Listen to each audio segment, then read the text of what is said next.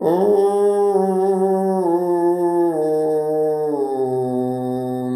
सच्चिदानंद।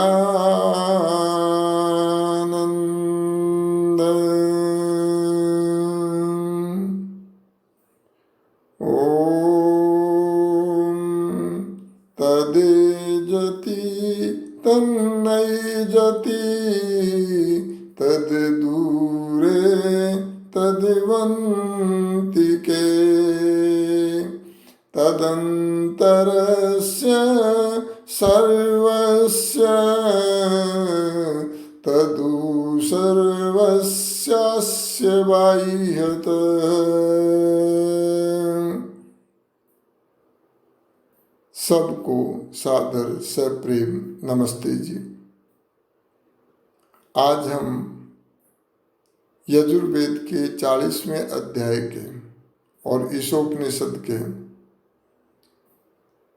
5वें मंत्र पर विचार कर रहे हैं। महर्षि स्वामी दयानंद कृत पदार्थ को हम मिलकर के देखते हैं।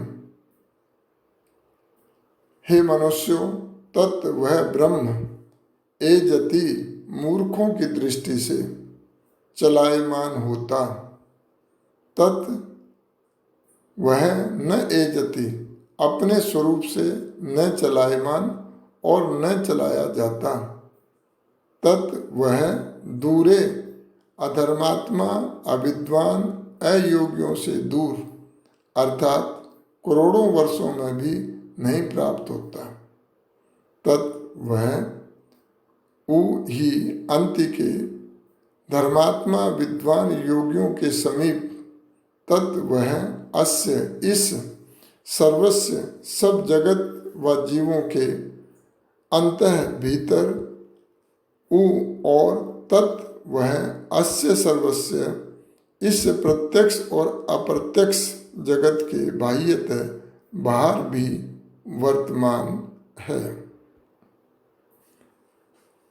इस मंत्र के ऋषि दीर्घतमा, आत्मा देवता, अनुष्टुप छंद और गांधार स्वर है और इस मंत्र का विषय है ब्रह्म विद्वानों के निकट और अविद्वानों के दूर है।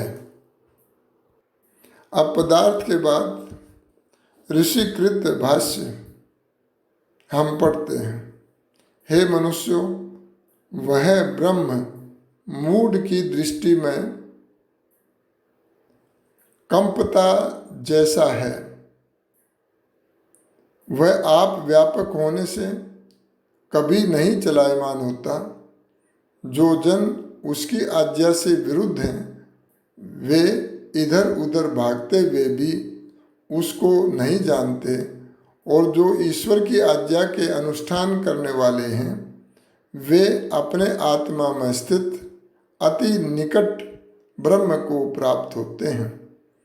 जो ब्रह्म सब प्रकृति आदि के बाहर भीतर अवयवों में अभिव्याप्त होके अंतर्यामी रूप से सब जीवों के सब पाप पुण्य रूप कर्मों को जानता हुआ यथार्थ फल देता है, वही सबको ध्यान में रखना चाहिए और उसी से सबको डरना चाहिए। इस मंत्र को बहुत से साधक उपासना में भी प्रयोग करते हैं। ईश्वर मेरे साथ हर समय स्थिर है, इस पर मन को केंद्रित या फोकस करेंगे तो मन जल्दी कंसंट्रेट हो जाता है, फोकस हो जाता है। अच्छी आत्मा में गुणों का अवतार होना आरंभ हो जाता है। श्रवण, मनन, निर्णय करना अर्थात निधिध्यासन करके निर्णयात्मक स्थिति पर पहुंचकर और हम साक्षात्कार के लिए बार बार चिंतन करेंगे तो उस समय व्यक्ति का मन एकाग्र होकर के ईश्वर चिंतन में लगता है और उसका फल धीरे धीरे साधक को मिलना आरंभ हो जाता है। इस मंत्र के विषय में कई संप्रदायों के द्वारा बहुत आक्षेप किए जाते हैं। रामपाल जो संत बना हुआ लोगों को बहकाता था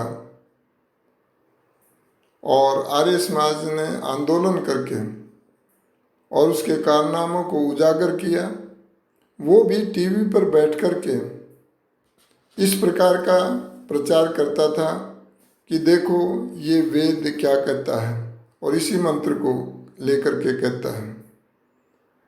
और वो कहता था कि चलना और न चलना ये दो विरोधी क्रियाएं हैं, क्योंकि एक तरफ आप कहते हो वो चलता है और दूसरी तरफ कहते हो कि नहीं चलता है। तो ये अज्ञान है कि जो मूर्ख लोग हैं वो उसको चलता हुआ मानते हैं और जो विद्वान लोग हैं वो उसको सर्वव्यापक समझकर सब स्थानों में विद्यमान होने पर भी अचल गति रहित मानते हैं। इस प्रकार के और भी आक्षेप वो करता था कि वो कहता था नहीं, ब्रह्म में गति मानता है कि बिना गति के काम कैसे हो सकता है। लेकिन जो संपूर्ण ब्रह्मांड को बनाने वाला है और जो सर्वव्यापक है, तो सर्वत्र होने से गति के बिना ही वो सब कार्यों को कर सकता है। ये कोई नियम नहीं है कि किसी कार्य को करने के लिए गति अवश्य की जाए।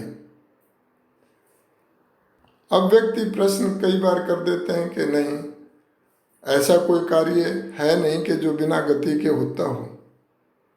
तो उसका उत्तर सिंपल तरीके से यह है, क्या चुंबक जो है वो लोहे को अपनी ओर खींच लेता है या नहीं खींचता है?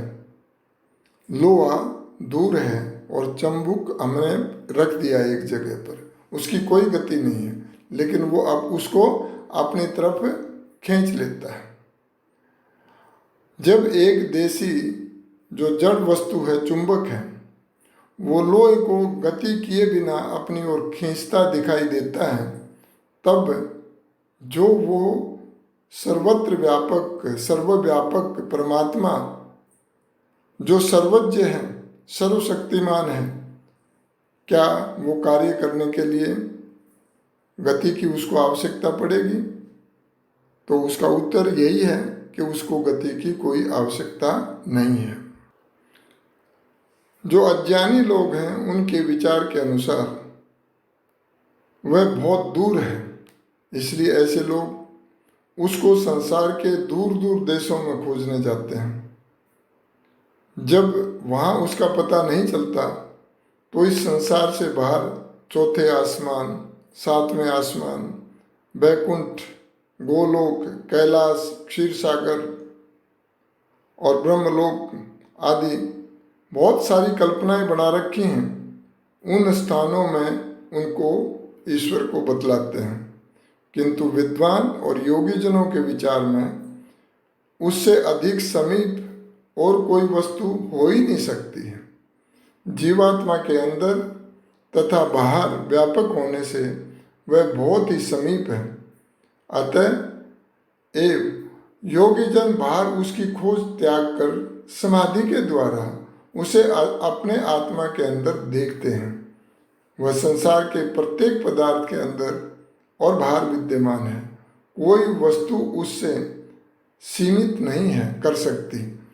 अर्थात जो साकार वस्तुएं हैं वही सीमित होती हैं और जो सर्वव्यापक निराकार वस्तु ईश्वर है उसको किसी सीमा में नहीं बांधा जा सकता है। अतः निष्कर्ष ये निकलता है कि वह ईश्वर गति देता है परंतु स्वयं गति में नहीं आता और ब्रह्म का सृष्टि कर्तव्य केवल इतने ही से आरंभ होकर पूर्णता प्राप्त कर लेता है कि वह उस समय जब प्रलय के बाद जगत उत्पन्न होता है तो जो प्रकृति है, जिसके सूक्ष्म कण सत्व रजतम है, उनमें चेतना उत्पन्न करके उनको अपने उद्देश्य की पूर्ति के लिए उस स्तब्ध प्रकृति को वो भंग करता है और उनसे वो मटेरियल है ईश्वर के पास है, उससे वो संपूर्ण सृष्टि का निर्माण करता है। और इस गति को विज्ञान में गति शक्ति एनर्जी नाम दिया गया है। पंचभूत प्रकृति और ब्रह्म प्रदत्त गति के लिए संघात का नाम है, अर्थात मैटर कंबाइंड विद एनर्जी। तो इस शक्ति को जिससे वो संपूर्ण सृष्टि की रचना इन सूक्ष्म पदार्थों से करता है, उसको ईक्षण शक्ति कहते हैं। प्राप्त वस्तु को कार्य में लगाने की जो इच्छा है उसे ईक्षण शक्ति कहा जाता है। और पश्चिमी वैज्ञानिक भी इच्छा से गति होने के सिद्धांत को विल प्रोसीड मोशंस नाम कहकर समर्थन करते हैं। अतः स्पष्ट है कि ब्रह्म इस प्रकार की गति का दाता होने पर भी स्वयं गति में नहीं आता। यूनान के प्रसिद्ध दार्शनिक अरस्तु हुए हैं, उन्होंने भी उपनिषद के इस सिद्धांत की पुष्टि की है। अरस्तु ने आमतौर से ईश्वर को अनमूव्ड मूवर कहा है और उसके लिए वो कहते हैं God is merely the source of movement, the first mover who himself is never moved. तो ये इस प्रकार से उन्होंने अपनी पुस्तक the age of Aristotle page number 46 में दिया है। तो अतः वही ईश्वर उन अज्ञानियों से दूर है जो ईश्वर को नहीं समझ पाते हैं और कोशिश नहीं करते हैं, और उन विद्वानों के समीप हैं जो ईश्वर के गुण कर्म स्वभावों को समझ लेते हैं। और वही ईश्वर सबके भीतर और वही सबके बाहर है, अर्थात वह सब जगह है। इस मंत्र में इस प्रकार से विवेचन करने की कोशिश की गई है और ईश्वर का एक स्वरूप हम सबके समक्ष रखा है इस मंत्र के द्वारा। और उपासना में यह मंत्र बहुत सहयोग करता है। और हम जब संसार में विचरण करते हैं, किसी वस्तु को देखते हैं, उस समय अगर हम इस बात का भी ध्यान करें चलते फिरते कि देखो कितनी सुंदर वस्तु बनी है, इसकी रचना कैसे हुई है। सायंकाल जब चंद्रमा निकला होता है, तारे निकले होते हैं, उस समय देखें कि आहा, सृष्टि को किस प्रकार से रचा है परमपिता परमात्मा ने। प्रातःकाल निकलते हुए उदय होते हुए सूर्य को देखें तो ईश्वर का आभास होता है और उस लालिमा का हम लेकर के अपनी आँखों की रोशनी को बढ़ा सकते हैं। तो इस प्रकार से इस मंत्र की व्याख्या अपने सामर्थ्य के अनुसार और जो उपनिषदों में वर्णन किया है उसके आधार पर मैंने आपके समक्ष रखी। आपने ध्यान से सुना। आप सबका बहुत बहुत धन्यवाद।